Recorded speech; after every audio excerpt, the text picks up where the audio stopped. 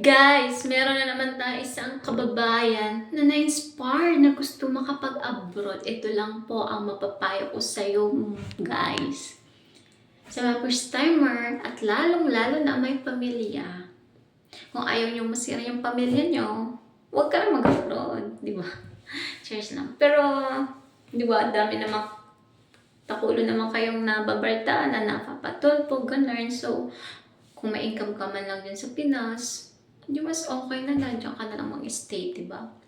At isa pa, kung mahina talaga yung puso mo, yung utak mo, at masyado kang sensitive sa mga bagay-bagay at sa mga taong makakasalamuha mo. Kasi digdi, iba man. Yung trabaho super gaan, super dali lang, kayang-kaya mo. Yung pakikisama at yung pakikisalamuha sa kapwa. Yun yung difficile, as in, dyan ka mahirapan. Kasi yung mga haloy na, syempre parang big boss yarn, yung parang mga tagapagmana yung dating, yung astig yung datingan. Syempre ikaw bago pa, kilpis ka, di ba? Sina kasi darkol na yung payo nila kasi haralo yun na.